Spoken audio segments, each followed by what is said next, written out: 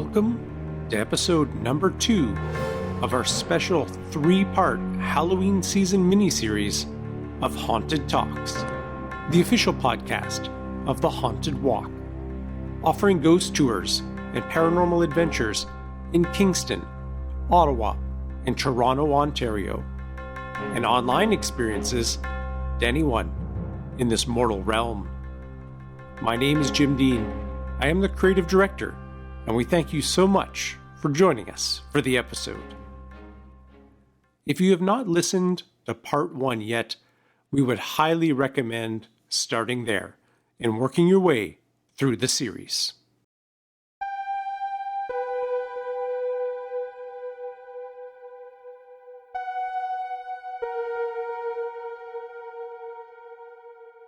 A loud knock on the wall, spooky sounds from beyond, a fire without a source, objects flying through the air. We can now all identify these as classic signs of a poltergeist. Terrifying incidents that occur relentlessly, day after day, and compel families to seek safety.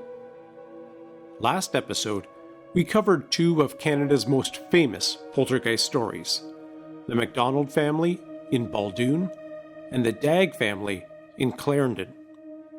In both cases, multiple witnesses saw, heard, and experienced numerous mysterious things. The flurry of activity plagued the families and drew curious onlookers. But then suddenly, everything just stopped without warning. The poltergeists had seemingly moved on or run out of energy. Of course, these weren't completely isolated incidents, and tales of poltergeists circulated throughout Canada during this time. In fact, the country was in the midst of a heightened period of poltergeist activity. These incidents weren't as rare as many like to believe. For this episode, we travel to the Maritimes and explore 2 stories in the Canadian province of Nova Scotia. Although nearly 50 years and 200 kilometers separates them, these stories share too many details to ignore. It's the hallmarks of the poltergeist stories that we've already come to know, the strange noises and aggressive behavior. But in both of these cases, the harassment of the main players was so severe they tried almost everything to escape it. But before we get to that, it is the Halloween season, and if you live anywhere near Kingston, Ottawa, or Toronto, I would like to invite you to join us on an in-person ghost tour or paranormal adventure this October.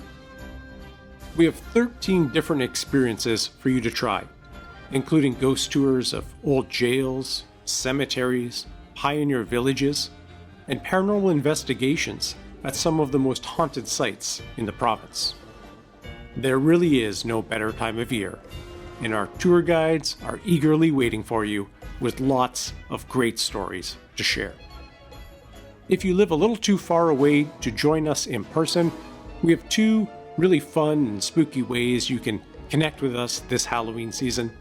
Our virtual haunted campfires will be taking place on the last 2 Saturdays in October.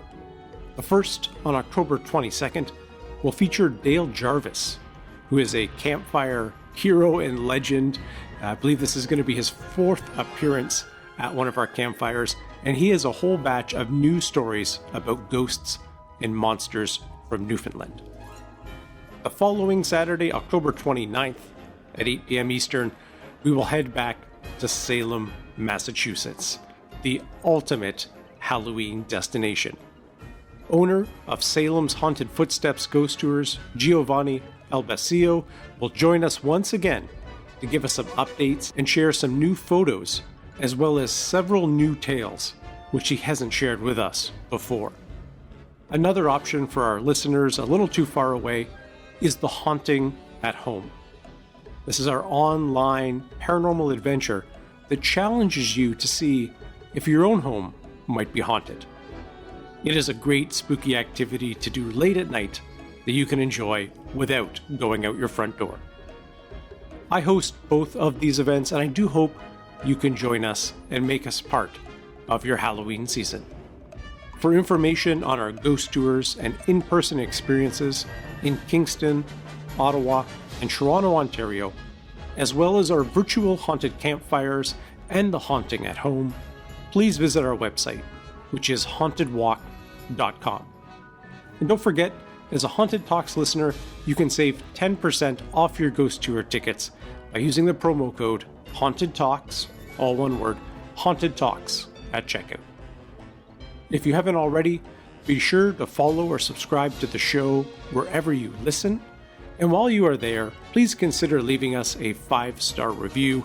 We always enjoy reading those, and it helps the show get seen and discovered by other people. And of course, as it is the Halloween season, if you know anyone in your life who would love to hear a spooky story or two, we hope that you will recommend Haunted Talks to them. Please be sure to follow us on Facebook, Instagram, TikTok, and Twitter, all at Haunted Walk, to get the latest news and updates.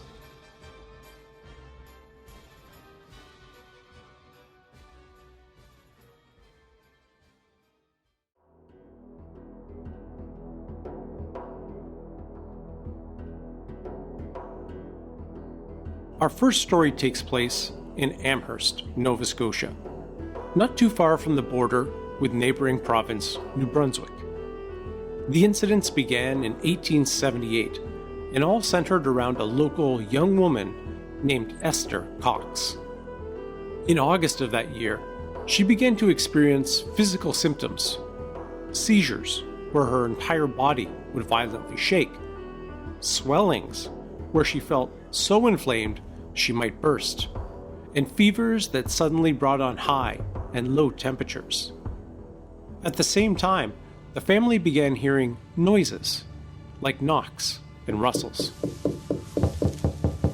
The combination of her physical symptoms and unexplained activities surrounding her compelled the family to call a local doctor who tried to treat Esther. He apparently not only witnessed her strange condition firsthand, but also saw the bedclothes move of their own accord, heard whispering and scratching noises, and even saw words scrawled on the wall. It was unclear what brought on the sudden activity. Some believed she may have been cursed, while others speculated that a demon may have found her. It was clear that the activity was centered on her, and she was gaining increased attention from the community. However, people were quick to point out that Esther herself wasn't responsible. Many kept a close eye on her when things were happening, ensuring she wasn't the prankster behind the harassment. It was clear to all of the witnesses that something else, far more sinister, was going on. Like nearly every poltergeist story, objects were observed to fly through the air, completely on their own. The knocking continued, and some believed the spirit was using this method to communicate with the living. Multiple witnesses could hear voices from the ghost as well. Some people used the opportunity to ask questions, which were often answered by a disembodied voice from beyond, or a simple series of knocks for yes or no. The ghost identified itself as a few different people, but there was no consensus on who it was. There was also no clear reason why all this was happening to Esther. Like the MacDonald and Dagg families from the previous episode, Esther seemed to be an innocent and terrified victim. As with the other stories, spontaneous fires were springing up at the property, and Esther was growing increasingly terrified. She tried to move to another location, but the incidents simply followed her. Unable to escape, she didn't know where to turn. Months after the incidents began, a man named Walter Hubble arrived on the scene. Walter was an actor who claimed to be very familiar with the gimmicks used by fake mediums and embellishing spiritualists. He was focused on cracking the mystery in Amherst and exposing the prankster as just another hoax. Or, that's what he claimed. Some people believe that Walter showed up in Nova Scotia to fabricate a poltergeist story in order to sell his books and profit from a speaking tour with Esther. There was plenty of debate at the time, and since, as to whether Walter was actually behind the incidents. In fact, his book is the main source of information on the mystery. Although he claimed to have documented many witness accounts, people at the time had difficulty following up on his leads. However, Walter claimed that his account was authentic, and he clearly presented himself as a leading skeptic on most paranormal things. If it was a hoax fabricated by Walter, why did he pick Esther Cox in Amherst as his target? Why would a debunker of paranormal activity suddenly claim that this incident was the real thing, unless he was convinced that it was? By the time Walter was in town, the local media had also caught on to the story, and people were in a frenzy. They reported to the newspaper of hearing sounds coming from the house, even witnessing flying objects, simply when they passed by on their way through town. Others claimed to have personally talked to the ghost with Esther present and speculated on its identity. All reported that Esther was clearly not the prankster and seemed to be genuinely inflicted.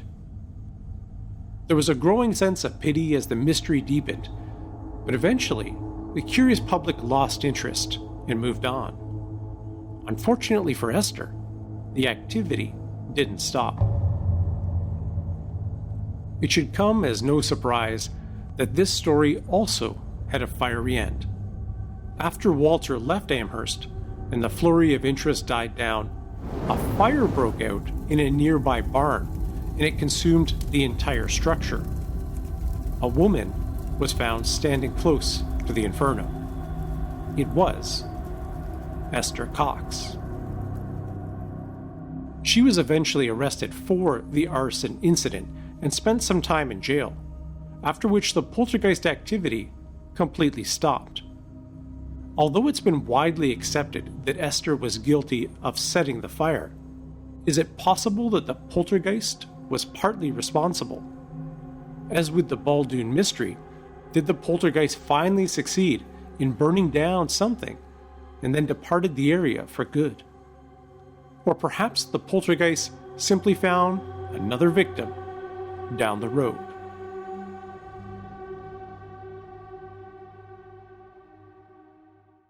That brings us to our final poltergeist story, the incidents at a farm in Caledonia Mills, Nova Scotia in 1922.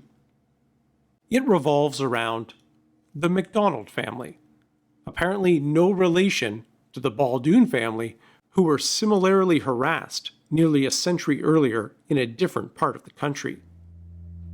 The tale starts almost identical to the other three: spontaneous and unexplained fires throughout the property. A count of at least 30 different fires was tallied during the poltergeist incident. It seemed everything was catching fire at any given time. Wallpaper, wet towels, even the grass in the yard. Nothing was safe from the flames. The family was so worried about the spread of fire that they actually all took turns keeping watch, worried that an arsonist could be lurking in their midst. But it was of little use. The fires just continued. At times, members of the family even watched helplessly as things ignited, and when they went searching for a cause or source, none could be found. It wasn't only the fires for this poltergeist. Different incidents were plaguing the MacDonalds for nearly an entire year that left them completely baffled. The cattle were moved around to different locations when no one was in the barn. ashes were put in the stored milk, and the tails of horses were discovered neatly braided long after the family had finished their work for the day. Initially, it seemed like a series of pranks gone too far. Perhaps a jealous or mischievous neighbor, or some local kids who were bored with their rural lives.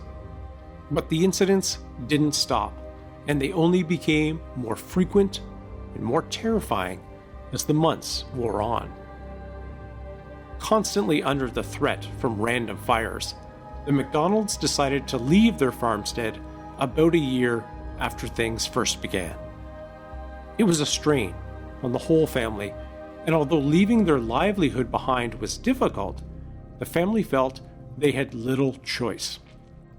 They took their adopted daughter, Mary Ellen, with them and had no intention of returning. But that was when some curious onlookers decided to investigate a bit further.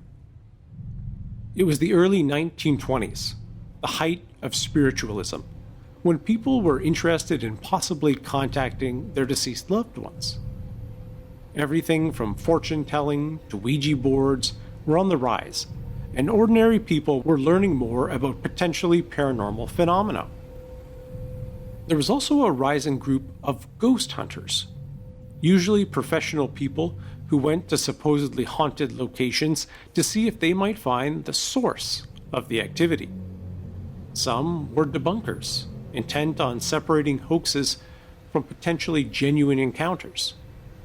Others were simply interested in the possibility of ghosts and were excited to experience something for themselves. The more terrifying, the better. The farm started gathering local interest and eventually caught the attention of some of those amateur ghost hunters. People were curious if incidents might still happen after the family's departure, or if the poltergeist may have departed with them. A few of the curiosity seekers who came to investigate the paranormal activity were so frightened by what happened that they refused to discuss it afterwards. A journalist and policeman described being slapped on the arm and face by unseen hands, and a doctor claimed that rapping noises followed him from the house to his office in New York, where they remained for several weeks before dissipating. During this time, it was suggested that the poltergeist activity was centered on Mary Ellen. Like Dinah of the Dagg family, the adopted daughter was quickly put under the microscope and attracted much scrutiny. People wondered if she was cursed and was drawing evil energies that started the fires. Others speculated that maybe she was the prankster and responsible for fabricating the entire thing as an act of rebellion. Although there was little evidence to tie her to the poltergeist specifically, the story stuck and followed her for the rest of her life, perhaps even contributing to the time she later spent in an asylum. In fact, the Caledonia Mills incident is often titled with Mary Ellen's name. Even after 100 years, she cannot fully escape the poltergeist. While most of the activity stopped when the McDonalds moved out and gradually petered away, some still believe that the property holds some paranormal power. A local legend claims that if someone visits the site of the old farm and takes a piece of it with them, the item's new home will eventually burn down. While the later incidents and lore like this may have taken on the qualities of an urban legend, it's worth thinking about the everlasting and compelling power of fire in this story too. Like all of the poltergeist stories we have shared over the past 2 episodes, fire is the main character and a lingering threat long after the story seems to be over.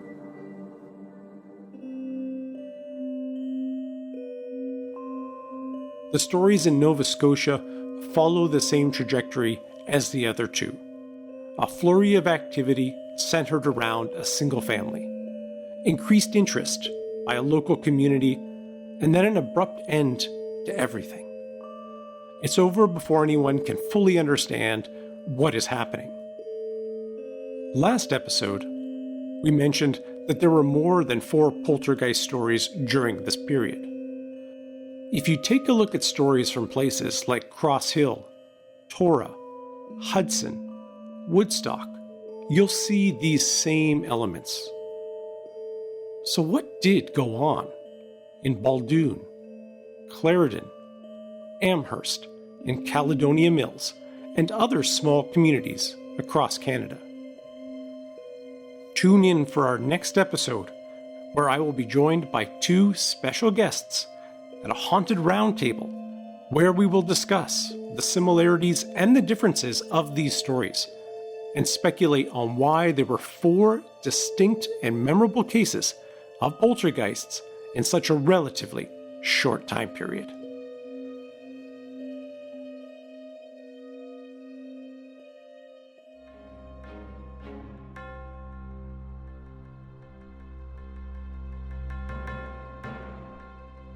Thank you for joining us for part 2 of our special 3-part mini-series on Canadian poltergeists.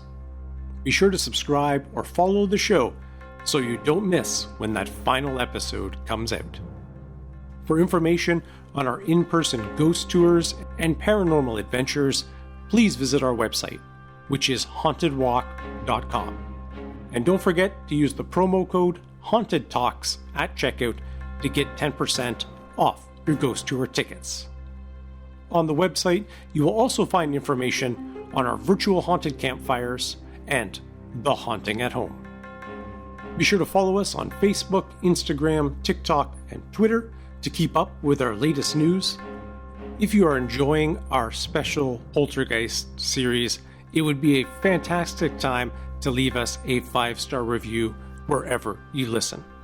And we would be honored if you recommended Haunted Talks to friends, family members, random strangers on the internet, or anyone you know who loves a good ghost story.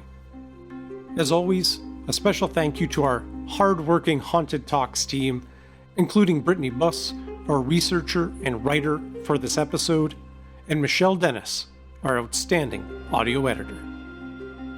Until we meet again, in about 24 hours' time, for our mini-series finale, sweet dreams.